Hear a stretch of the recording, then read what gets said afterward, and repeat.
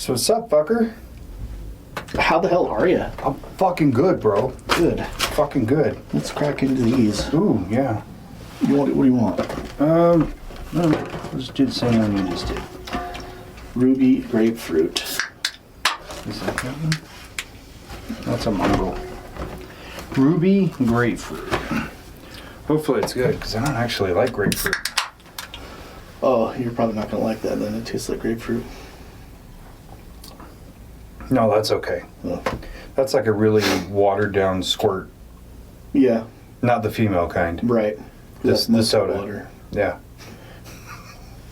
You remember those old commercials for squirt? Where like, I can't remember what wrestler it was. He'd like crack it open and drink it like that. Yeah. Maybe I'm misremembering. I don't know. I love squirt though. You don't like squirt? No, I do like squirt. Oh. Yeah. It's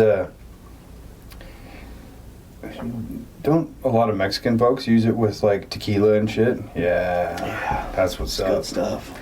That's what's up. Anyway, you want to talk about David Icke? David fucking Icke, bro. My favorite thing about David Icke is that he makes us look totally sane. Yes. Yes. Yeah. So, for anybody watching that or listening to this that doesn't know who David Icke is, pull your fucking head out of the sand, dude. Wake up. He's like a conspiracy theorist from the UK, right? Mm-hmm. And he's been at this nonsense for fucking decades. 40 years now. Yeah, 40 years. Started off as a football player, or as we call it, soccer. Yeah. Either way, you know. Gay. I would have respected him more if he was like a high alive player. No, I'm just kidding. Soccer's okay. Yeah, tried his hand at being like a news anchor and a journalist and things like that, until he made like his first real television appearance as himself, where he dressed in a teal tracksuit and claimed he was the son of God. Yes, he did. And that the world was going to end that year. Mm-hmm. That was like 43 years ago, so... Yeah, so he... come out the gate strong with your failures, I guess. He might as well just like fucking get it all out there, let everybody know, okay, this is what we're doing now. I see. Yes. Yeah, so I guess he went to like a psychic or something like that, and the psychic told him that he was this messiah type being that was going to share or bring awareness to the world, and that was kind of his awakening, if you want to call that, and started him on this path of discovery. That's a strong word. So I'm curious of your take of, before you really delved into it, and I'm sure you had some kind of run-ins with him, what did you think of him? So my initial kind of introduction to David Icke was during COVID in 2020. We were at work and somebody had told me to watch some video, and it was David Icke talking about the COVID conspiracy, air quotations, which happened to be actually true, somewhat, from what he was saying. And so from there, I was like, oh my gosh, this guy makes a lot of sense. This is what I've been thinking. It's, all this shit isn't real. I mean, whereas he didn't believe the COVID was an actual virus, he thinks he still thinks that COVID isn't real. And it has a lot to do with like the 5G stuff. Yeah. At the time, 5G was just coming out, and they were putting up 5G towers, and his sources say that exposure to high 5G frequencies gives you the same symptoms of being sick, like having a cold and And so he was saying that, the people that were having this virus were suffering the effects of the 5G towers that are going up everywhere. And, I believed in the sense that thinking that, everything was being blown out of proportion and COVID was just kind of way over exaggerated. Mm-hmm. And that the vaccines weren't real, like shouldn't be administered and mandatory for sure. Yeah. So I kind of delved into his stuff. Like I watched that video and I thought it was really interesting, so I kind of started going down a rabbit hole of him and then started listening to his theories on like the lizard people. The lizard people. And at that point I was like, okay, yeah, this guy's fucking cuckoo. And so that's where I kind of left it until we started talking about it again. And now that we've been on this journey of like exploring the ranges of consciousness, his stuff kind of is starting to make sense a little bit now. Yeah, I won't say make sense, but I'm understanding it more where he's coming from. I had the exact same introduction where a couple of people had sent me the videos of him talking about the 5G with COVID, and I didn't even finish that video. I think I got like halfway through it and I was like, this guy is fucking bananas. All right, there's no correlation, come on. Yeah. And so since then I had never looked into anything that he said or done, but just like in preparation for this I watched a bunch of clips and things with him, and I'm like, okay, he's absolutely bananas. It's not just the one thing. So one of his primary beliefs is that the Illuminati is trying to destabilize our culture as we know it and our sense of government for a one world government.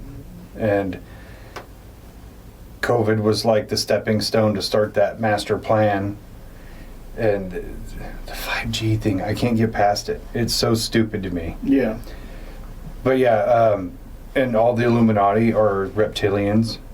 All the like rich and powerful families, they're all reptilians. So like the Soros, oh my God,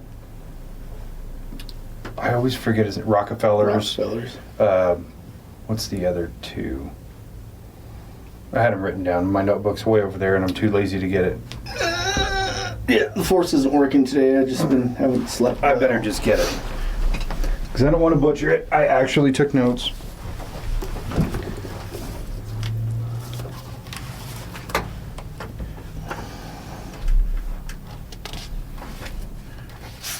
Or maybe I didn't take that note in particular. But anyway, the five richest families that... Pantaveret. The Gettys, the Rothschilds. Yeah. That's it. Scott says that shit all the time. I should have had that, like, in the breach, ready to go. But yeah, he thinks that they're all reptilians and that they're part of the Illuminati trying to establish a one-world government. Mm-hmm. So that's cool. I don't think that's too outlandish, to be totally honest. The reptilian part, I've seen evidence for it, but it's hard for my mind to reach it, in a way. Yeah, so my understanding of that whole thing is that, we've been going down this whole rabbit hole of consciousness and interdimensional beings. And so his description of these reptilians is that they're kind of an interdimensional being, an alien. Mm-hmm. You could call them, or demons. You could call them, depending on what lens you're viewing this from. And what they do is they feed off of the negative energy of human suffering, almost like Monsters Inc. Yeah, like where they feed off of fear and screams. That's basically what these reptilian beings, according to him, feed off of. And so everything, in government and stuff, everything is kind of set up to keep us in this loop of control and suffering through dividing, people through religion, borders, country borders, racial differences, so that we're at constant odds with each other, so that it just continually feeds this negative energy that they can feed off of. According to him, he says that all these major families of power and influence are the bloodlines of these people who have been in power for millennia. And it goes back to the Nephilim and the giants, because those bloodlines are believed to be traced all the way through down to the Rothschilds and the Rockefellers and all these people that are all related and kind of run the world financially. Financially, yeah, because they own like at least a piece of everything. Right. And they're so wealthy that there's no way to actually know what their true wealth is. So they wield so much power and influence. Yeah. But it's like, is that possible because they're lizard people, or because that they've just made great financial decisions? Yeah. Like, I mean, both of them are possible. The only thing that's kind of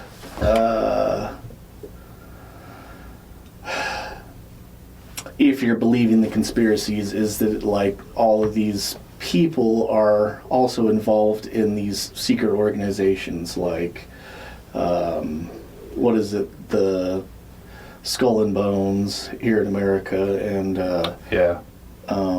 Knights Templars and the Freemasons. The Freemasons.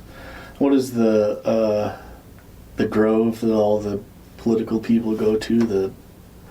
I know you're talking about, and I can't think of the name right off the top of my head. Where they worship like this big owl entity. That this is like documented thing that almost all the former presidents have gone to this Bohemian Grove. Yeah. And done rituals there that are satanic practices, pretty much. Yeah.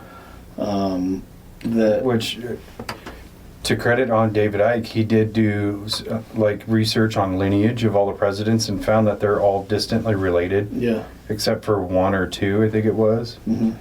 Which I'm kind of curious if Trump falls into that too. Yeah, kind of. Actually, I don't think he does. I think he is related. Makes sense. Yeah, I just listened to one the other day that he was talking about Trump quite a bit and Elon Musk. Oh yeah, he's got a hate on for Elon Musk. Yeah. The spoiled rich kid, whatever. The whole hate on Elon Musk thing right now is so popular that it's easy for people to latch onto it, but I don't personally see it. I just think he's just a wealthy, smart guy. Yeah. Definitely think, I don't know, maybe he is the fucking the ultimate arch nemesis to Superman, he's the ultimate supervillain. He's the real Lex Luthor. Everybody thinks it's Jeff Bezos, but in actuality it's fucking Elon Musk. Dude, I was listening to a podcast years ago, and I think it was the Drinking Bros podcast, and one of those guys, and I'm talking 7 or 8 years ago I heard this, where one of the guys was like, I think Elon Musk is going to be the world's first supervillain. Not because he's evil, but because he's trying to force change, where he's trying to push electric vehicles and the underground tunnel system to run the EVs through and all that, and they just won't listen to him. And so he's finally gonna snap and, all right, you know what? I'm gonna become a supervillain and I'm gonna destroy all the roads, so you have to do the tunnel system. Yeah, well, I mean, even Thanos in the Marvel universe thought he was doing it for a good cause.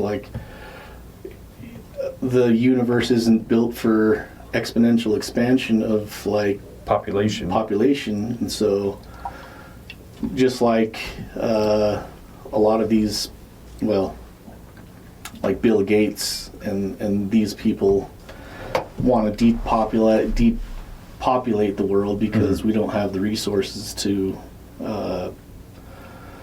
feed and house and fuel the the world with a population of 10 billion people or whatever it is. But you flip and you look at Elon Musk, and Elon Musk is stating that we have a population crisis where people need to start making babies. Yeah. I think about that from time to time, because when we think of overpopulation, we think of a place like LA or New York or India or China, where it's just such a dense population, and we go, we got too many people now. We have too many people in concentrated locations. Yeah. How sparse and vast is the actual like open terrain? Yeah. And across the world, not just, you know, That's here in even America. like in China also. I mean, China has over 1 billion people in China, and most of those people live in certain areas in China. China's huge and has a lot of wide open spaces. Just people don't live there, just kind of like America. I mean, America's only has 350 million people, maybe 400 million people now. But there's lots of states like Utah, Wyoming, and like everywhere that's kind of wide open. Yeah, it's actually pretty sparse once you get outside the valley. Yeah. Or even some of the northern cities like Layton, Ogden. And then you kind of have your Point of the Mountain area, Lehigh, Orem, all that, where those are population centers. But outside of that, there's really not a whole lot. Yeah. I mean, if you take I-15 south, and you'll see it's that towns are so small and sparsely populated, you go, okay, we all live kind of in the population center of the state. And it's the same with a lot of places. Yeah. You know, having lived in Missouri, and you'll pass by a town and you'll see the sign population 4,000 people. Mm-hmm. And that's one town, and then you got to drive another 40 minutes to get to the next one. Yeah. So I don't think we have a population crisis. I think we just live too compactly. Yeah.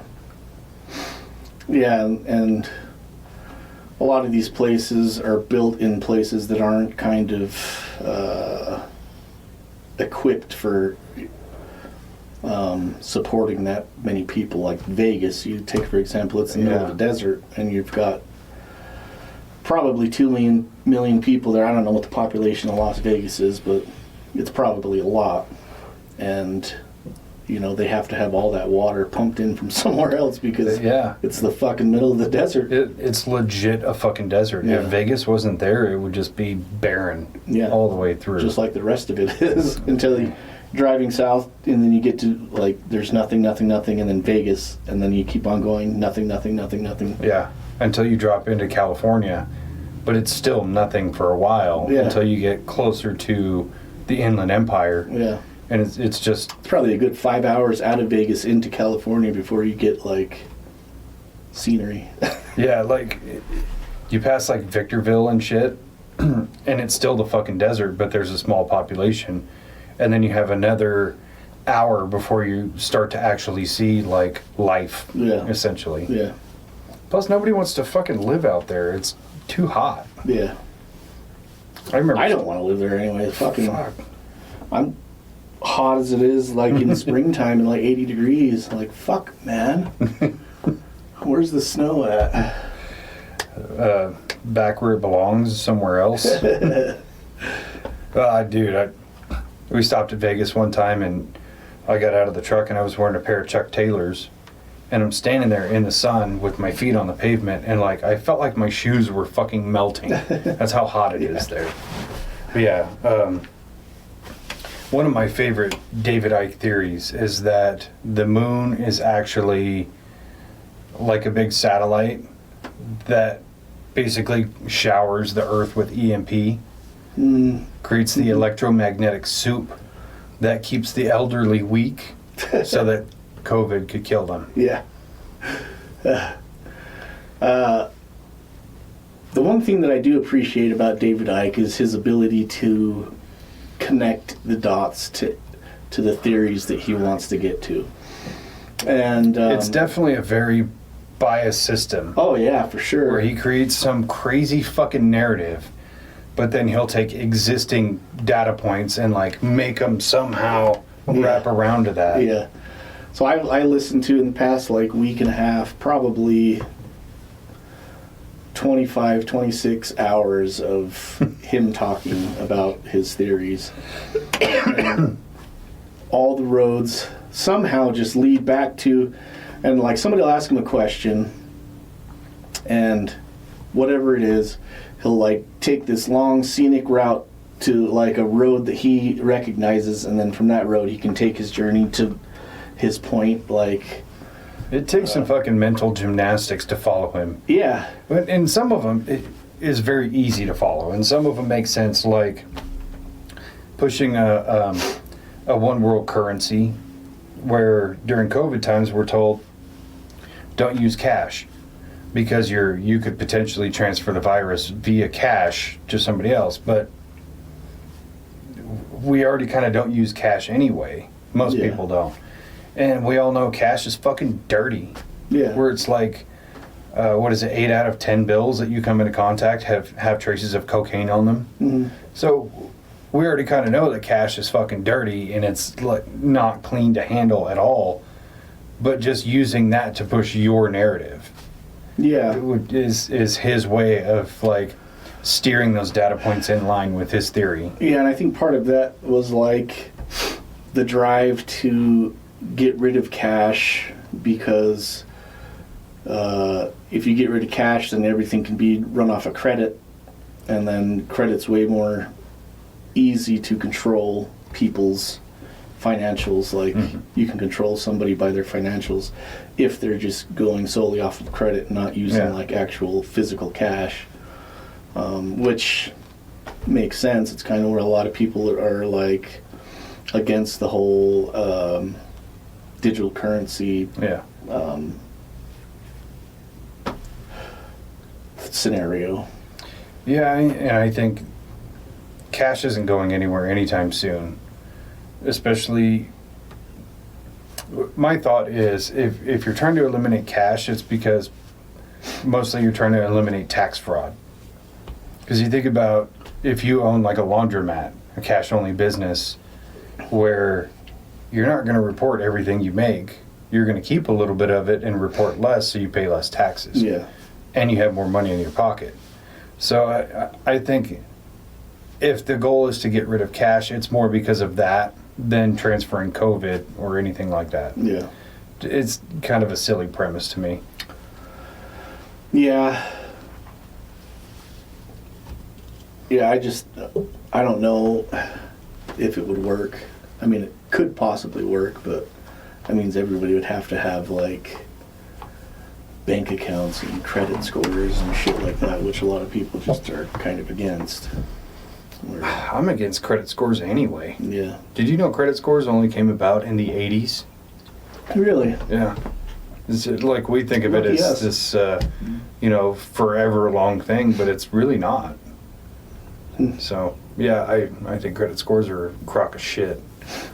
But yeah, so the moon thing, I have trouble with that one, especially because I've heard so many other different interesting stories about the moon, or bases on the backside of the moon, or Ingo Swann remote viewing the backside of the moon, and just all these crazy theories that it's like David Icke's moon theory is the bottom of the fucking list for me. Yeah.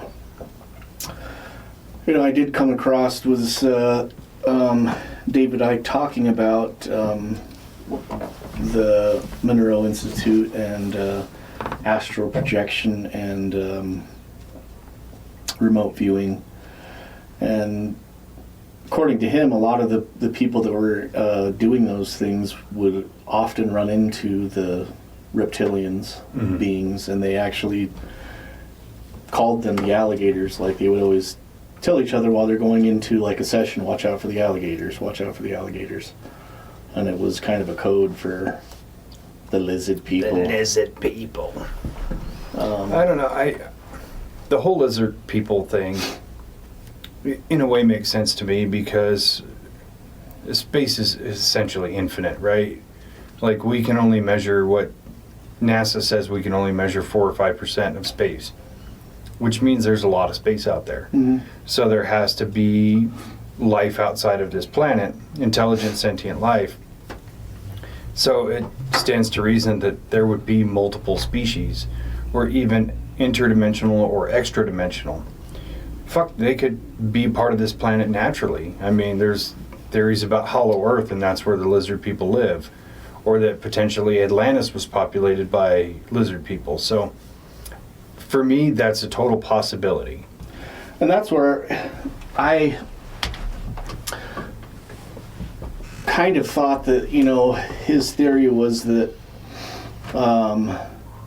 these beings are here and are naturally in this physical space that we call Earth, just in a different spectrum that we can't see. And that's why, I'm linking it in my mind to all these things that we've been talking about, like angels, demons, interdimensional beings, aliens, are all just traveling in between these light spectrums that we can't see, and they're able to come across. So part of his theory is that this world, this life, is kind of just a simulation, and reincarnation is real, but it's all ran and kind of controlled by these lizard being entities. And it's a lie that they sell us that we need to keep coming back. We don't actually need to keep on reincarnating, because why would we have to? Yeah. So they trick us into thinking that we have to keep on coming back to reach some level to pass into the next realm, when really we don't need to, if we don't want to. But they trick us into thinking that we have to come back and learn more and come back and learn more. They're like, we need you to come back so that you can work a meaningless job. Yeah. So his analogy is the Matrix, of course, where Morpheus talks about the computers or the machines turning the human beings into batteries, pretty much. It's the same concept with the lizard people using us for energy, and they just need us to keep coming back to fuel their energy sources. That's where I can follow his path for so long, and then there's like a hard left turn for me. And where you're calling it like the Matrix, and they need us as fuel source, just, you lost me. Yeah. Yeah. I mean, I'd be more inclined to buy into the idea that lizard people are actually in control. But then just that hard left turn of, they need us for energy. Like, do they though? Well, yeah, I mean, like I said, the way that he talks to people and kind of people ask him questions, and he takes a roundabout curve into his narrative of what he believes is happening. I think that he kind of his theory evolves over time. It's just an ever-encompassing thing of like every part of reality that somebody asks him a question about religion. Okay, yes, religion is involved because it's control. Yeah. Separate, divide and conquer, and control. Rich people, the rich people want to divide us and control us because they're lizard people. Yeah. I don't know. It's the mental gymnastics that you have to use to connect those dots. Where, a lot of the stuff we talk about has more of a flow to it. Like, I could understand, telepathy, because I could put it through my own lens kind of thing. But when I have to put it through his lens, it's like trying to watch a TV while somebody's doing this with it. Yeah. And changing the channels. And changing the channels. And then you get stuck on the fuzz a lot because you're just like... And like I said, he makes us seem totally sane. Not that we're outlandish conspiracy theorists. I think you and I are just more in the realm that we need to question things and try to learn a little bit more and understand a little bit more, and maybe theorize in a way that our tiny little minds can perceive it. But with him, it's just, this is what it is, cut and dry, plain and simple. Yeah. And you're like, that's not cut and dry or plain and simple at all. Yeah. And I also really enjoyed watching some of the videos where people give him resistance about some of his theories. And he maintains his cool, but on the inside, he's throwing a fucking tantrum. Yeah. Man, it's fucking hilarious to watch. Yeah, and he's kind of he's really good actually at like I said, connecting the dots and kind of backpedaling and retracing back to a point of origin that he finds an angle where he can get into back to what he's talking about. Yeah, he's very good. Sometimes he takes the scenic route, like all the way through the weeds, and you're just like. So I was watching another thing that had nothing to do with any of this stuff, and it was actually a podcast, and this guy was like worked for the CIA and was trained in like psyops and mental manipulation. And he says the easiest way to do it is start talking to somebody and give them facts and then lies and then facts and then lies and then facts to a point where they're confused, and then end with the fact, and then it all seems true. If you can get them to agree with you, then everything that they just told you is true in your mind. Makes sense to me. And so it's kind of like a mental manipulation of his narrative of, some people, it definitely shows that a lot of people that he was talking to on the podcasts and interviews that I was listening to actually believe what he's talking about and are kind of, taking the fucking Kool-Aid and... Yeah, that was a problem I had where I think I listened to 4 or 5 different podcasts with him as a guest, and almost everybody who's, in these podcasts with him just like unanimously agree. Like they offer no opposition. They, like you said, they just kind of drink the Kool-Aid. Yeah. Everything he says, they're just like, give me more. Right. And not one person is like, hold on. Do you have any facts or proof? And anytime anybody asks him about facts or proof, he's like, it's right here in my book. Like, you could make that shit up and write it down. That's not... In my book, it says you're a fucking liar. Mine says... So look, I just wrote it right now. This guy is cuckoo for Cocoa Puffs. So if I write in my book that I have a 10-inch dick, do I have a 10-inch dick? That's not how that works. Like we said, man, if you believe it mentally, you're going to project it physically. It's true. I'm going to manifest it. Just fucking... What does David Icke say? What is it? Action goes where intention flows. I'll buy into that one. Yeah, if you intend that your penis is going to grow 5 inches overnight, 9.5. The action is going to go in that direction. Yeah, it has to grow 9.5 to get 10. It's pretty good. Goals are goals, man. Yeah. It's got it's almost like a nipple down there. Basically. Yeah, it's an awkward situation. I hate going to get, my hernia checked. Yeah. They're just like, oh, there it is. Went to get a Prince Albert and you just charged me for a nipple piercing. Well, I was going to get a tattoo on my penis that said, welcome to America, have a nice day, but due to spatial issues, says we. I got 2/3 of a W. And it's only in 12-point font, so everybody got problems, I guess. But yeah, he also believes heavily that the government promotes bad information to suppress his information.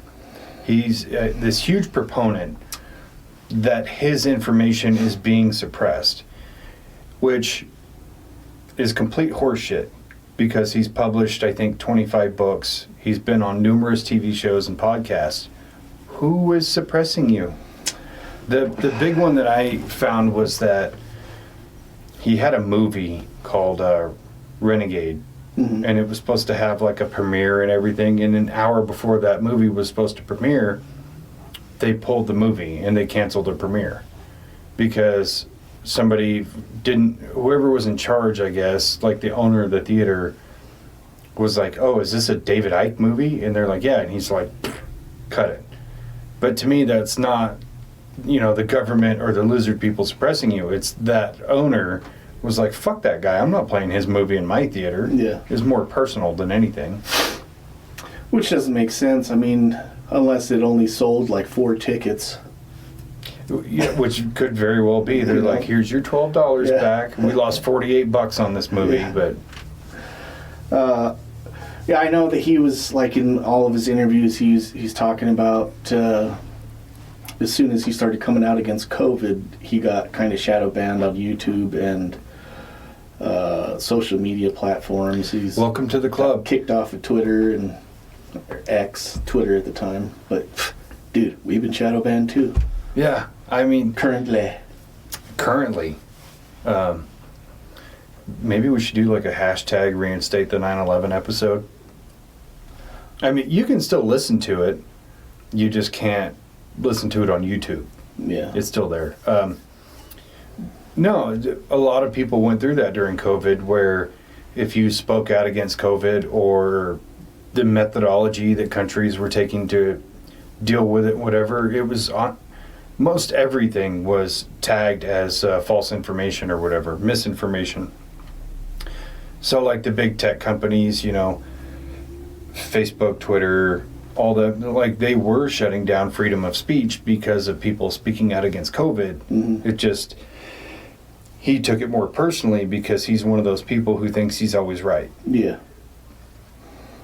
And there was a lot of fallacies with COVID, and, you know, we've talked about it, and, you know, we still need to kind of do like a full episode, but really a lot of people spoke out against it and spoke out against why a lot of people think it's bullshit or it's not what it's being made out to be, and people would get, you know, their posts taken down or things like that. People in the UK were getting thrown in jail for posting things on social media about being kind of anti-COVID. Yeah.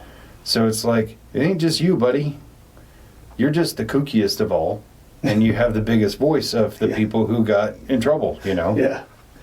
You were just on the biggest platform at the time when it came out and went viral, kind of, I think. Yeah. And so, yeah, you had the most recognition, so they had to squash that. Yeah, he got a little black eye because of it, but so many other people did, you know? A lot of his thinking about the handling and the situation aligned with so many people at the time that it's just like, yeah, you have this big platform and a big voice, but we're all saying the same shit. Well, if you look at like the difference between like him and something like Joe Rogan, right? Joe Rogan kind of got shadow banned during COVID because he was talking about they tried really hard, and he just took a different approach. He just went to Spotify, to a platform that it's a Swedish-owned company, and so they don't give a fuck what he says, and yeah, and so they let him put out whatever he wanted. And they paid him a shitload of money. Yeah.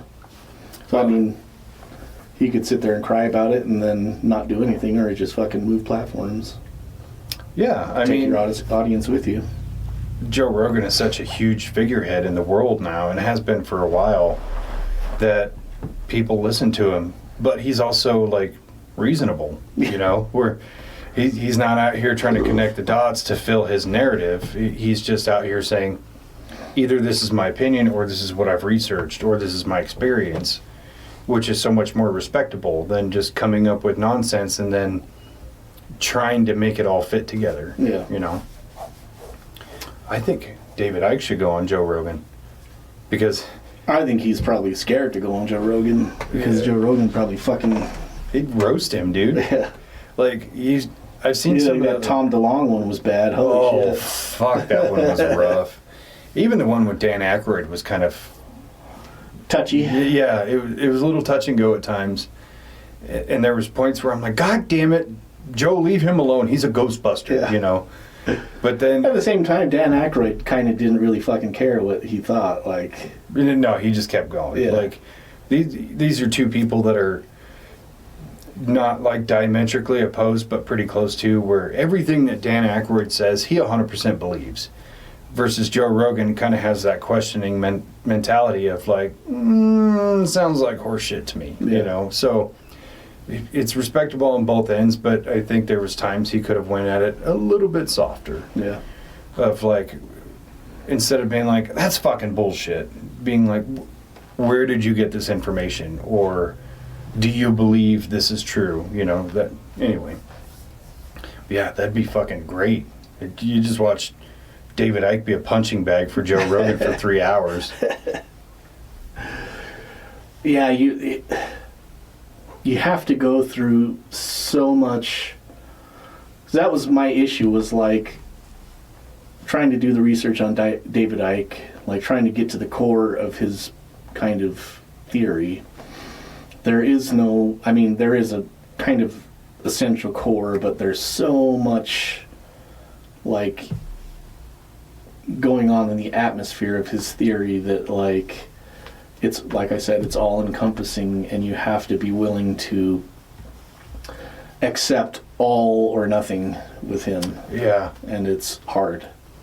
It's very hard. And the fact that he's got a conspiracy theory about fucking everything makes it really hard to believe any one of them, because it's just, everything is so watered down with him. Yeah. Where there's never a point in time where he's like, oh, I don't know enough about that to have an opinion, or I haven't delved into that, or whatever. It's just like, the government's getting rid of pennies, and I'm going to tell you why. It's because the lizard people are allergic to copper. You know, he'll come up with something. That's why they've been taking the copper out of the pennies. That's why there's no more copper in the water. Like, you know what I mean? He'll just make up whatever about everything, which gives him way less credibility. Yeah, it's all connected, like the symbolism in the governments around the world, and the secret societies, and the religious heads, and very interesting. I mean, don't get me wrong, it's really like, although it's hard to listen to because he goes in so many different directions at the same time, if you can kind of keep track of what he's talking about, it's really interesting to listen to as kind of a bedtime story. It's definitely something, it's either super entertaining or it annoys the piss out of you. It's one or the other, and never both. Yeah. Which is so crazy, because you can listen to somebody like Stephen Greer and you're very entertained, and you go, there's a good amount of this that I believe, and then there's a few things that you go, I don't know. But like everything with David Icke is, I don't know. Yeah. You know? Yeah. So it makes it hard too, and he definitely has that same Stephen Greer kind of almost air of arrogance about him, where he 100% knows that he's right and everybody else is wrong, and that makes it hard for me to listen to anybody when you have that mentality of, I know I'm right, I did the research, I wrote the book, go buy my book, and it's like you got an axe to grind just like everybody else. You're trying to make a buck on this. Yeah. And that's always the thing is, you know, somebody will ask him about something, probe him for some information. Oh, go read my book. Like, I'm asking you right now. I don't want to read your stupid fucking book. And I think that's another thing that's kind of like a detractor. Like you said, like he's in it for, you know, that's his livelihood. Mm-hmm. Which, I mean, I get it. Like, you've come up with this fantastical tale where, you know, you want the movie deal. But, it takes away from the credibility, kind of like, you know, Luis Elizondo, when he's talking about stuff going on all these podcasts and stuff like that. You know, granted, he has written a book, and but he does all this podcasts and interviews and stuff for free. Totally for free. Whereas I think that it seems like most of the podcasts that I was listening to with David Icke, they probably paid him for an hour to sit there with him and talk for an hour on their podcast. Via Skype or whatever. I think that gives so much more credibility when they don't take money for things. Exactly. I get where in Lou Elizondo's place, he's got one book, you know, and I think he's working on another one or something, but he has one book. That's it. Where Ike has 25 books. Now, granted, he's been at it for a lot longer, but it's like when you're the arbiter of fucking conspiracy theories across the board, you're going to put out a shitload of material and water yourself down. Versus Lou Elizondo is, I have this one book and I do these podcasts for free and I answer people's questions to the best of my ability. because it's for the betterment of mankind that we have as much information as possible. Right. But he'll also maintain his own integrity. When he's asked about something he doesn't know, he'll say, I don't know, or I can't talk about that because of my clearance, you know. So a guy like him I'll listen to, but a guy like David Icke I could ask him about, you know, why do your shoelaces have aglets? And he'll be like, it's a conspiracy from the lizard people, and like he'll just make some shit up just to be fantastical, you know. Well, back in the days, we had buckles on our shoes. It was changed the laces because of the copper. You remember the copper Because you of were the talking copper. about? Yes, the copper the lizard people don't like, so we got rid of the copper. Yeah, I do think anybody who does these appearances with these big fantastical stories, when they don't take money for it, like Bob Lazar, when he did Joe Rogan offered to pay him and fly him out and everything, and he refused. He paid for his own travel and his own lodging and everything to go do the show for free. That gives them so much more credibility in my mind of like, I'm just trying to tell the story. I'm not trying to get wealthy. I'm not going to be a bajillionaire off of it. I'm not going to Stephen Greer the piss out of this. I'm just going to go tell my story. That's it, you know. Yeah, if I had a story like that, I'd probably try to become a bajillionaire. Then I would do all the shit for free after that. I have actually thought about it just a little bit of like, if I had this big fantastical story, how would I put it out there to the world? And instead of just using everybody else's platform, I think I would just make my own. Fortunately, I've got one, but I don't have a cool story to tell. So Now we just gotta find the story. we just got to go out there and like summon some UAPs or some shit, you know? So, the other night, after I took my walk and I was listening to the binaural beats, Kara and I went and sat on the porch at night and we're kind of just watching the sky, as you do when you're trying to summon UAP. Mm-hmm. And we saw two lights, and it looked like satellites, and they were coming like through the sky like this. And I was like, oh, look at those two satellites. That's weird. They're like going right with each other. Mm-hmm. And they like came like this, and then they stopped and went back the other way and then just disappeared. Interesting. So it might have been just satellites that are, you know, going one way and then turning the other way and then turning off the lights. I don't know. That's asking a lot of a satellite. Yeah. To just course correct and go the opposite direction. So did we summon UAPs? I like to think so, but that was just my experience. I'm inclined to think you did. I think you used some of that CE5 stuff. Yeah. And you were just like light and sound and shit and whoo, fuck. Yeah, watch out for my book coming out next December. The book deal drops next week. We're in talks with Paramount to get a movie going. Oh man. Yeah. It's definitely a weird thing when people are trying to make money on it, you know. Yeah. But I've said it before, you know, go make your bread like everybody else. Like, I don't expect a person to work like a normal job and then spend all of their free time going to conventions and doing podcasts and all this totally for free. There's a percentage of it that you should be paid. Yeah. And for David Icke now, I'm not sure how many books he's sold. He has, yeah, like you said, between 20 and 30 different books that he's written. And I would assume his book sales, and they're all self-published, and so he makes all the money off 100% profit. So, I mean, he probably does okay. I don't think that he's, like, rich or anything, but he definitely, I would think, charges people for his time. I would think so. I tend to think a person like him is powered just as much by vanity as they are the money. Where, especially when you look at his trajectory, where he was a football player and he didn't quite make it, and then he tried his hand at like journalism and news anchoring, didn't quite make it, and it's almost like a rush to stay in the public eye in a way where you still have people watching you and paying attention to you, so you have to keep coming out with new shit to get people to like make you feel relevant in a way. Yeah. The Kardashians have been doing it for fucking ever. They're pretty good at it too. They're super good at it. Maybe David Icke needs a fucking BBL.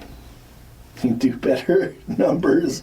He needs to release his sex tape. Yeah, sex tape. Leak a sex tape. And I don't think anybody would watch that. He's not an attractive David Icke man. and J-Ray. Sex tape. That'd be hot. That'd be super hot. No, not really. Because he looks like everybody's uncle. He's still holding on to like the mullet style haircut, and he's old and a little overweight. Yeah, I don't think it's going to help his career any. Yeah. I mean, Maybe. hold on now. Unless it's like somebody in a reptile costume just going to town on him, and then he could be like, I was raped by a reptilian. And then, all right, cool. Prove it. I got you.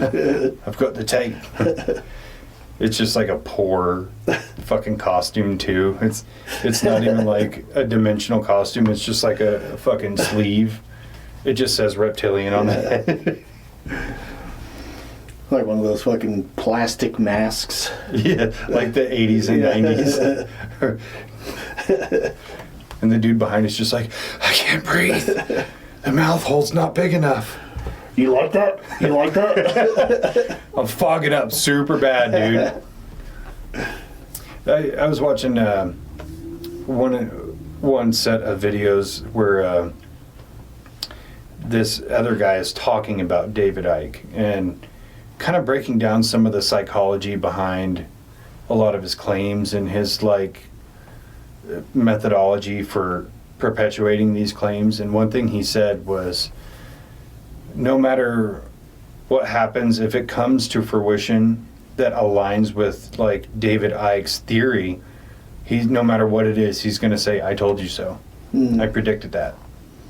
Even if every step of the way did not align with what he said, if the final result is the same, That's what I've been saying all along. I've been telling you this for 40 years. And so the way he phrased it made me laugh so hard. He's like, if the moon was actually like this EMP ray and we found out, he would say, yes, it was me, because I certainly know everything. I-C-K-E. I certainly know everything. And that just stuck with me. Wow. So yeah, that was fun. That's so telling and accurate. So we're going to have one for ourselves. So BROWN. Bro, really? Own it. Wow. Oh, wow. Nudes. I like it. That actually fits. Yeah. Just a word salad of nothing. Yeah. It's like listening to Kamala talk. Just Yeah. word salad. Word salad. As long as you can like just throw a bunch of words up into the air and just keep on spouting out words and then eventually like catch, like I said, like one little thing that will lead you into the direction that you want to go. Yeah, that's why I threw back nudes. to your That's what I put nudes in there for. at the end, because it's like, bro, really? Oh wow, nudes. You got me. I'm in. Yeah, I Yeah. like that. I just came up with that. On the spot, off the rip, dude. Doctors at work. Doctor. Yeah, so listening to this stuff, like I said, I mean, everything points back to the reptilian beings, and that's what like really kind of evolves over time, is just the theory of like what these things are. Because at first, like when I first started watching this stuff, it seemed to me like, and it just might be my perception, because of the journey that we've been on in the past year, that he was talking about aliens. Mm-hmm. And so I was just like, this shit makes no sense. And then listening to it now, it's like, okay, now I understand what he's talking about, but it still doesn't make any fucking sense. Yeah, I mean, I'm going to give him like 2% credibility on the reptilian thing, because, and I think we've shared a bunch of it back and forth, where you see certain videos and things like that that make you question whether or not they're actually real. Like, do you remember the video of there was like a party in Russia with all these politicians and famous people, and the lights go out and you see all the glowing eyes, or videos of celebrities like kind of geeking out or readjusting their face and things like that, and you go, fuck, man, there's a possibility. Yeah. You know, so I want to try to give him a little bit of credibility on some things, because there are some things that he talks about that I'm like, there's a possibility. And then other things I'm like, shut the fuck up. Yeah. The moon EMP thing, 100% don't buy into that. But the reptilian thing, I'm kind of like, maybe. Yeah. I've seen enough to make me question it. Yeah, and his explanation for it is that how we've talked about multiple times, you know, that our perception to see the visible light and, you know, experience the reality as we do is a very small spectrum of light, or small spectrum of what is actually surrounding us at all times. Like, for me, to this camera right here, from my perception, is empty space from here to there. But in reality, it's not empty. It's full of, you know, all types of things. I just can't perceive them because I don't have the physical capability of doing so. So these things are around us all the time, and we just can't see them. And they're just waiting for us to give them the opportunity. And these celebrities that go and kind of sell their souls to the Illuminati are kind of taken over by these entities that use them to feed off of people in big arenas, like, you know, a concert or whatever they're doing. And, you know, that's kind of his whole spiel. You know, there's some celebrities that I 100% believe have sold their soul to someone or some entity to stay popular and relevant and everything. And my reason for that is, when you see the content they put out and you go, there's no way people are actually paying for this. Like, you remember that video of Katy Perry on stage and her eyes like geeking out? I believe she sold her soul, because her music fucking sucks. And she is so cringy. Yeah, I mean, most of the... I don't even know anybody that listens to fucking shit on the radio. No. Maybe young kids do, but it's probably more like what Spotify shows them that they might like, kind of thing. But I almost get like upset if I get into my vehicle and the radio is on. Like, no, Spotify. What the fuck? Yeah. Sorry, I don't want to... I'm well past the age of like where I had to pay my dues of listening to 9 minutes of ads to get 3 songs that have been popular for 20 years. Yeah. Like, nobody listens to the radio because the radio fucking sucks. Yeah. You know. So yeah, I just don't know where... I mean,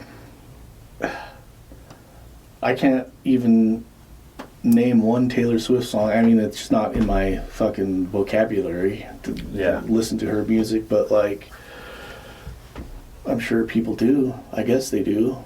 Well, Taylor Swift for sure. There's a very specific demographic of young women who like Taylor Swift. But it's crazy because I don't know any female over the age of 30 that really enjoys Taylor Swift. But all, you know, adolescent women and you know, early 20s kind of women enjoy that. But Katy Perry, though, like, her music sucks. Everything she does is super cringe. I'm kind of like, people are actually still paying to see her or paying for her music? She definitely sold her soul. Illuminati. They got everybody. I mean, they didn't get Kanye. Have you seen him now? He's like more unhinged than ever. Rocking this big swastika fucking necklace. Really? Yeah, there was like a picture of him in like downtown Beverly Hills or whatever on the corner wearing a shirt with a big swastika on it. Just, that guy's unhinged. Like a Nazi swastika? Yeah. Wow. Not like the, I think it comes from Hindu or whatever. That swastika? No, it's the Nazi one. Yeah, the swastika's been a symbol around that area in India and Indonesia for like 10,000 years. Yeah, it's been around a long time. Yeah. But it's never going to make a resurgence. Yeah, no. It was used in the wrong way. Yeah, the swastika's done, so you can't do the mustache. You can't bring that back. Like, beards came back, mustaches came back, but not that one. Not that one. Yeah. I mean, to credit, it looks stupid. And I don't think anybody could pull it off. Was that just, I mean, Charlie Chaplin had the same mustache, right? And that was kind of like, but he was like a comedian. Yeah. And was that like an actual popular mustache style? I would like to think so, but considering you can only think of those two people as ever having it. Yeah. Like, was it, or was it something else? Were they both part of the Illuminati? Maybe that was like their initiation. They're like, you could be part of the team, but you're on probation, and during probation, you have to wear this stupid fucking mustache. Most people just get fucked in the ass, but no, we're going to make you wear this mustache. Or, you know, get jumped in, you know, or have to drink the Kool-Aid or whatever. But it's like, you guys got to deal with the worst one. It's the mustache. Maybe there's like a fishbowl of like probation shit, you know, hazing. Yeah. And you're just hazing like, rituals. Please not the mustache. Fuck! Actually, I'm just going to be a regular person. I don't want to be famous anymore. Isn't it weird how most people don't resign themselves to that? Of like, I just don't want to be famous. I don't want to be part of it. You mean they don't? Well, like a lot of celebrities and things like that, you know, when their relevancy starts to drop, instead of just being like, okay, I had my 15 minutes, I'm going to just go be normal. Yeah. They just keep like clinging on to the attention. Yeah. And try reinventions and, you know, or try some radical weird shit.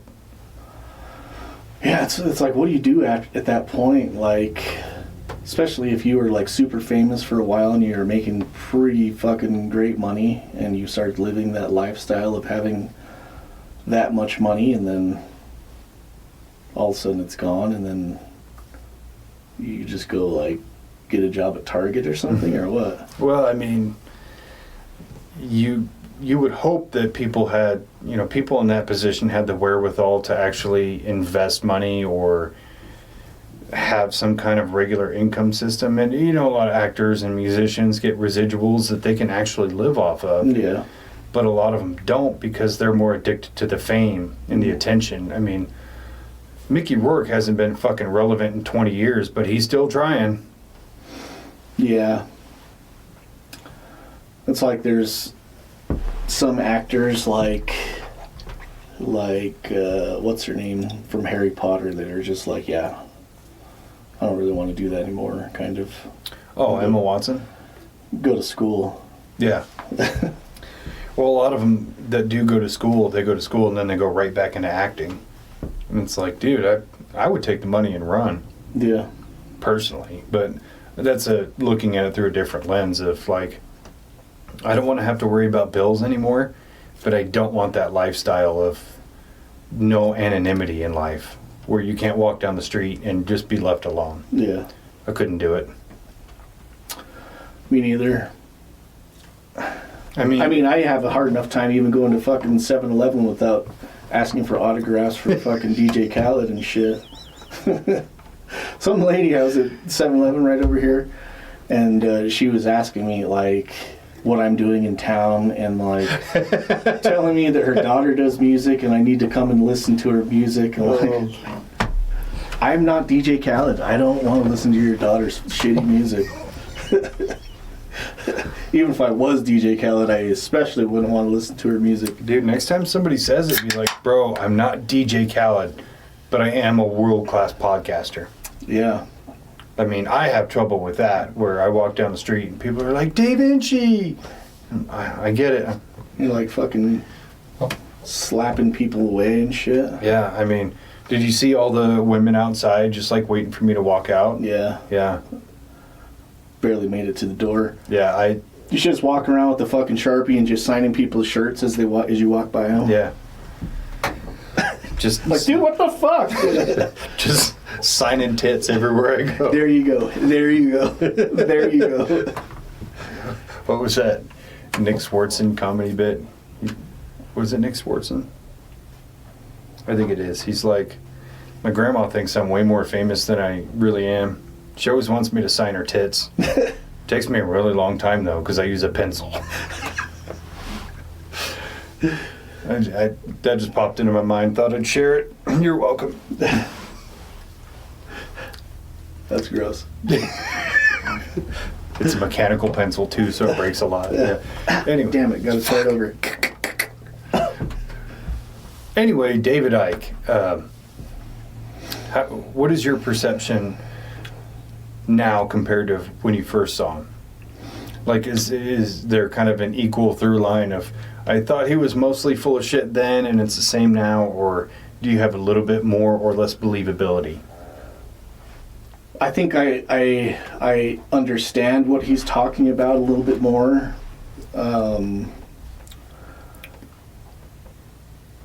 And I think that he has a little bit more believability in my mind just because of all the shit that we've been talking about for the last year. I'm not saying that I believe him 100%, but like some of the things that he talks about make sense in the realm of, or the spectrum of what we've discussed in past episodes. So I can't discount everything he says, but like how he ties it all back to this theory of the lizard people, I just don't buy. Yeah, I have to agree. I mean, I think my level of believability with him is pretty much the same. But yeah, I mean, in the past, year and a half that we've been doing this, or even, in the stuff that we've talked about before we started doing this, where, theories are abound and, we talk about really fringe things or outlandish things, where I try to give him a little bit more credibility because he's at least tackling it where a lot of people are just, nope, doesn't exist, kind of thing. So I want to like him more than I do, but then he opens his mouth and he just proves me right, that he's largely full of shit. The thing that I've had to do for a lot of the stuff that we talk about is kind of start going down a rabbit hole of like what it is we're talking about, and just to keep my sanity for myself, have to watch like 3 or 4 opposing videos. Like I do the exact same, and it's kind of to keep that balance of like, if I just keep on pushing this narrative of this is what I'm looking at, this is what I'm looking at, this is what I'm looking at, okay, now I'm heading in that same direction, and I don't want to do that. So it's like I have to go down, see where this is heading, and then take an alternate view of it, and be like, oh yeah, wait a minute, that looks fucking, that's retarded. That's a total Monet. Yeah. No, I do the same thing when I am researching something, is because I want to have as much unbiased knowledge as possible, but I still want to formulate my own opinion, but I need to see the opposition to understand that I could be wrong. Mm-hmm. And I think that's really the healthiest way to look at any one of these things, where you're going to intrinsically believe certain things, but you have to be able to accept within yourself, I could be wrong. Yeah. You know, and if you're not willing to at least pursue the avenue that I could be wrong, then you're 100% going to be wrong. Yeah. Plus, I think a person's personality and the way they convey their message or what they want to say says a lot. So if you're just like a diehard, no matter what, I'm right and everybody else is wrong kind of thing, it makes people insufferable to listen to. Yeah. You know, when you think about flat earthers, and you can't help but think they're all fucking stupid, right? Not just because of science, but just the way they portray their opinion. Nope, the earth is flat. There's no way there's a curvature, period, end of story. And so I definitely want to do the opposite of that and be realistic in a point to where I need to understand it from different points of view instead of just, nope, my way is right, fuck you. Yeah. Yeah. And I'm sorry if you're a flat earther, read a book, do something. Or look at the moon. I don't know. Maybe stop smoking crack. Or start. I don't know. Just do anything besides argue about if the earth is fucking flat, okay? Get It's off the not. internet, take a walk, look around. I'm sorry, of all the conspiracy theories, all of them, flat earth is the one that I will never give credence to. Yeah. It's so fucking dumb. Yeah. That would probably be David Icke's next thing. The earth is actually flat. It doesn't support reptilian life if it's spherical. Well, yeah. According to him, in my understanding, the Earth actually doesn't really exist. Yeah. It's all just a simulation, anyways. I buy that more than flat earth. Where yeah. I mean, yeah. There's a lot of his theory that I can.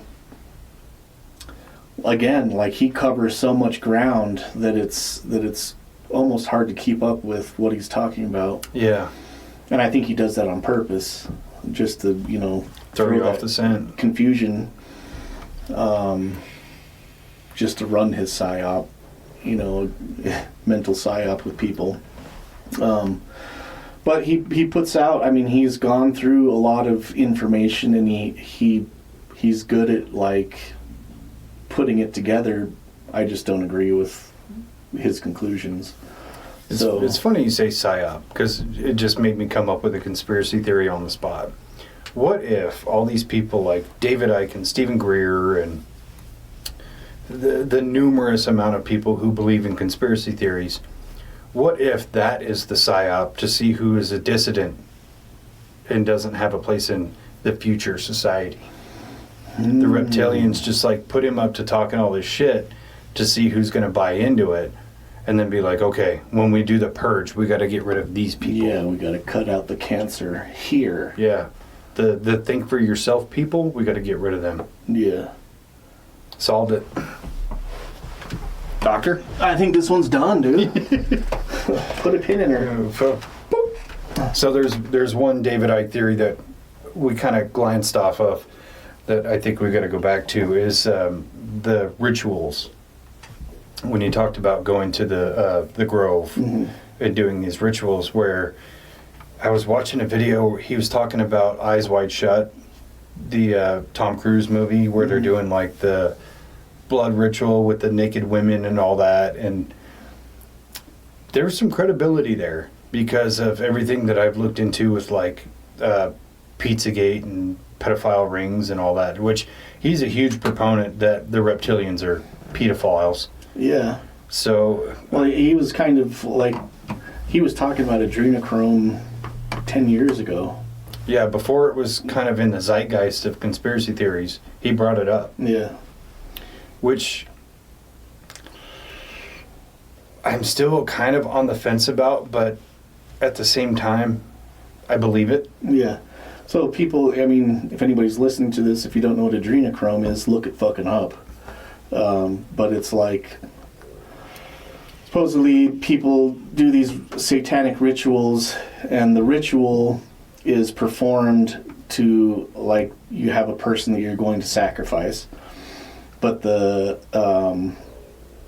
before you sacrifice this person, you have to get them to a point where they're so terrified, their adrenaline is running, they're super terrified of what's going on, then you kill them, and in their blood there's so much adrenaline it creates this chemical called adrenochrome, which then the people drink and pretty much get high off of this chemical reaction in your blood. I don't know if that's an actual thing, that's just the theory. I started going on a deep dive on it a while back, and from what I understand, and I could have totally misread it, is adrenochrome is a real thing, but it's not produced in a heavy dosage enough to actually do anything. I really need to go back down that rabbit hole, because I think at the time I was like super interested in it, and then I was like, ooh, squirrel. Yeah. But yeah, apparently there's like a quote from Mark Zuckerberg talking about taking adrenochrome and shit, and I'm like, could it be? Could it not be? I don't know. But why would a fucking robot need to take adrenochrome? Because I need to. Everybody like me on Facebook. Which, I gotta say, I was pretty surprised at that Joe Rogan episode he did where he talked about the politicians kind of bullying Facebook and Mark Zuckerberg into targeting people for misinformation, especially during COVID times and during elections.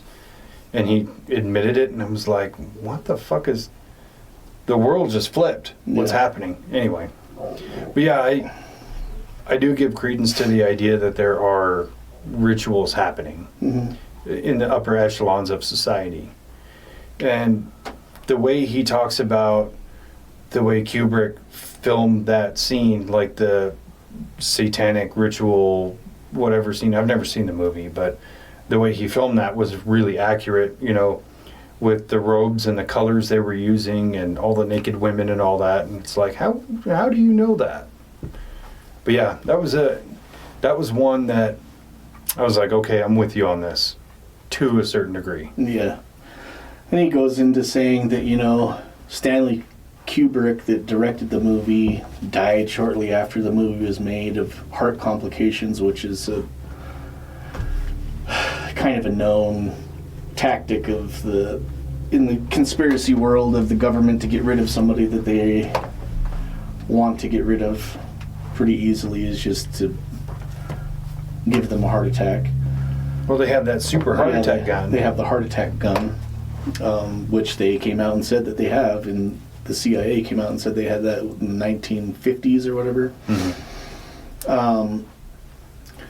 And shortly after he died, so he died like right after the movie came out, and then shortly after that the movie was edited and cut out like 17 minutes of the movie or something like that, which I don't know what 17 minutes they were, and who knows what it shows in those 17 minutes. I don't know. It's probably 17 minutes of Tom Cruise trying to get his inserts into his shoes to look taller. Like, God damn it! I don't know. I'd watch 17 minutes of Ben Stiller doing a fucking impersonation of Tom Cruise, trying to put his inserts in. That'd be great. Like that thing for the MTV Movie Awards when Mission Impossible 2 was coming out, and Ben Stiller was like the stunt double. Yeah. Sometimes we finish each other's sandwiches. Sandwiches. Yeah, that was fucking gold. You know, it's kind of a weird conspiracy in and of itself with Kubrick, because of not only that, but with everybody who alleges that the moon landing was fake, but it was directed by Stanley Kubrick. Yeah. Eventually, they're like, fuck, he knows too much. Yeah. We got to take him out. Heart attack gun. Heart attack gun. Get him. Yeah, I mean, which of course, I mean, I think that they came out and said that they talked to Stanley Kubrick about like filming something like that for like because it was going to be aired on TV. So you'd want to get somebody's advice that knows about filming. Yeah. But there was also a thing that there was put out a video of Kubrick talking about how it was all shot on this backstage or whatever, but that was fake. It was like a guy that looked like him that was paid to say these things, and they recorded him saying it. Yeah. But yeah, I don't know. I mean, David Icke is definitely an interesting guy. He believes in what he's talking about, I think, wholeheartedly, to the point that's like, it's probably all he ever talks about with everybody all the time. Yeah. I couldn't imagine being at like a dinner party with him. Yeah.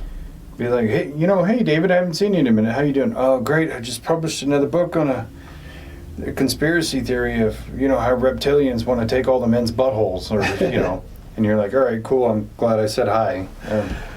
Yeah. If anybody's listening to this and wants to like really go down the rabbit hole of David Icke, look up on YouTube an interview with David Icke and Billy Carson. That one is good. I don't think I came across that one. Yeah. And now oh man, Billy Carson. He's such an interesting character in and of himself. Yeah. Wow. I'm watching that tonight. Yeah, it's Billy Carson. I think it's his podcast that he was talking to David Icke. Which, I mean, they were just fucking feeding each other. It was like a fucking shit smorgasbord. It's just conspiracy buffet. Yeah. Just, here, take a bite of this. Yeah. Oh, this tastes good. Why don't you try this? Oh, God. I don't know if I want to watch it. I mean, it's like fucking 3 hours long. Holy shit. Maybe 2.5, but... And he talks about all the same shit anyways, but... Yeah, I mean, we had kind of talked about Billy Carson fairly recently, and you made mention to that podcast he did where he was kind of getting owned to the point where he went to the guy's house at like 2 a.m. and was like, don't post it. I haven't finished it, but I got about halfway through it. And up to that point, I really liked Billy Carson. Because no matter what he was talking about, you believed that he believed it. Yeah. But he did, in that podcast, he does this thing that I find so fucking annoying that people do. It's when somebody says something and he pulls out his phone and tries to research it to dispel it on the spot. I hate that so much. It pisses me off on a very special level. Okay. Okay. Yeah, I don't like to pull out my phone and do that when I'm talking to someone. I'll use ChatGPT to, back me up on things, but I won't scroll through and try to find it. Yeah. I think there's limitations to it. Yeah. To where it's like at a certain point it's okay, we're trying to come to the same conclusion, and then there's like the point of I have to prove you wrong. Mm-hmm. That's where I draw the line of like, that's fucking rude. Yeah. Yeah. But yeah, that was really hard to listen to. Yeah, that's another thing that like David Icke talks about is the march towards AI and Nope, not true. and human and technology interface merging. I'm with him on that. Yeah, I mean, it's just, to give more control, like everything else leads back to the control of the lizard people. Then they can control your thoughts and just keep you in a constant state of fear and just feed. Yeah, I mean, the real problem I have with that overlying theory of it's all about the lizard people, it's why haven't they done it? Why haven't they enacted, a full-on plan? Whether it's a Project Bluebeam or a mind control device or COVID wasn't powerful enough, COVID-19 wasn't strong enough, we need COVID-20, and let's get it done. It kind of seems like the iron was hot many times, but nobody struck. Yeah, well, I think that, to my understanding, the theory is that they just want to keep it running, keep this buffet running, and so they don't want an end to it, so they just want to like continually divide and keep everybody at odds, and then one group starts getting big, and then you have to divide that one, and then so it's like constant growing and dividing, and to keep the machine being fed. Yeah, I get that, and there's credibility to it, you know, especially when you talk about, you know, one group of people gets too big, so you kind of have to flip-flop, and we see that all the time, especially within politics, Yeah. where like the Democratic Party gets really big, and then they kind of just fail, and then it flips to the other side, and then the Republicans get too big, and then the bubble burst on them, and the pendulum always swings, you know, back and forth. But at the same time, it's kind of like you could get all the same results, you know, if you're feeding on discontent and negativity, you would do better almost imprisoning everybody in a way. You know, if you kind of had trying to think of a good like metaphor for it, if you had kind of a dystopian society where you had to fight for everything, food and shelter and water, and you couldn't go against the rules or whatever, you would get 100% feedback on it. Yeah, but I'm not arguing his side, but this is what his theory is. Are you a reptilian? Is that no, but that's what a reptilian would say. So part of it is the reincarnation, and so it's like if you were, I mean, technically we are all enslaved anyways, we just don't think about it the way like that. Like, we're slaves to the economy, we're slaves to paying rent, we're slaves to, you know, making money and being part of the system. We're slaves here in this life, and we just think about it as being free, but we're really not. Like, Yeah. and so, but that's part of it, is like you have to keep people on this wheel, turning the wheel, instead of like realizing, oh shit, I can just step off of this wheel and fuck that, I'll just go do something else. Yeah. And so the reptilians want to keep us in this wheel of reincarnation, coming back, and so they create these mystical things like religions and godheads and, you know, ascension, the idea of ascension, so that when you die, you go back and look through your life and say, okay, I learned these things, I could have done better, okay, I'll go back and try again. And so that's the thing, is they want the souls to keep on coming back, instead of like, once you leave this existence, going off and fucking off and doing something else somewhere else. They want you to keep on returning to the system to feed the wheel and keep the wheel turning, which is, you know, I mean, does it make sense? Yes, kind of. That's the problem I think I have, is that it makes too much sense. That it's too easy. Yeah. Instead of just accepting that humans are chaotic and that life is stranger than fiction and everybody's in it for themselves, you know? Yeah. Because that's my understanding of it. But then you give me this narrative of like, there is a directive, there is a motive, there are reasons for everything. So that, I think that's just my own personal confliction of like trying to justify what I understand about nature and life versus this formatted version of this is how it really is, you know? And I just can't settle the two, I think. Yeah. I mean, it's kind of like, in either way you look at it, it's kind of like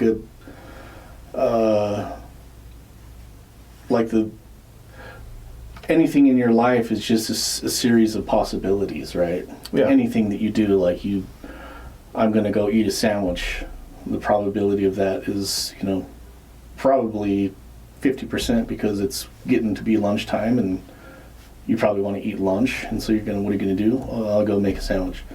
There's a higher probability of that than me saying, okay, I'm hungry right now, I'm going to go kill that rabbit that I saw outside and fucking skin it and make it, cook it for dinner. There's a higher probability, so everything has probability, so it's like the simulation is run off of this feed of probabilities, whether you think you're making that choice yourself, or it's just you're just choosing from these possibilities that are already put in front of you. It's all part of the simulation. Yeah, I mean, I like the idea that it is based on a probability factor, which makes you kind of go like, I'm going to throw a monkey wrench in the whole thing. So maybe I should go eat that rabbit. Or I should just go kick down the neighbor's door and eat the sandwich they just made. Yeah. Didn't see that one coming, did you, fucker? Yeah. All right, so final thought.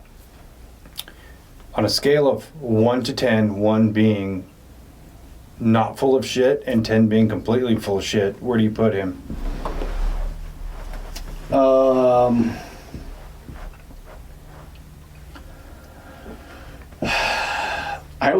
I would have to say 5 because, like I said, so I can't say that he's completely full of shit because it's like 2 truths and a lie.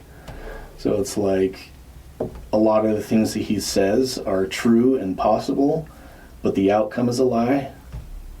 That's fair. So it's like I'll go halfway because a lot of the things that he says I agree with, like I think are possibilities, but like the end, like I take it so far and then we veer off and he goes that way and I go this way. Like, yeah. So I would say 5. I'm going to go with 6 because it's the same thing, but just the fact that he's so convinced about everything that he believes and that he has such a broad spectrum on everything, which, not to say that's a bad thing, we do too, but we come at it from a different perspective. And we're doctors. And we're actual doctors, and he's not. Doctor. So yeah, I'm going to go with 6 because I think there is validity, but I think he himself doesn't sell it correctly. There's no room for opposition. Yeah. So I'm going to go 6. That's solid. Solid. Let's pull it on that one. That's another one, yeah. I think we covered everything with him. And yeah, I mean, definitely if anybody's watching this and is like totally lost on what we're talking about, just look up David Icke. Icke. Listen to a few of his, maybe 1 or 2, because there's a few different ones that he talks about that are like different. They all point to the same thing, but and then just tell us what you think about it. Share your opinions, man. Engage. Tell us if we're full of shit that he's full of shit. Well, I know I'm full of shit. Oh, yeah. So I mean, we claim that. I own that shit like a badge. We're doctors of bullshit. Yeah, we're doctors of theorizing. Yeah. But we're fair. Fair enough. Fair enough. As people might say. People might say that. But yeah, I think we covered it. I think we got it. Doctor? Doctor. Okay, love you. Bye-bye. Bye.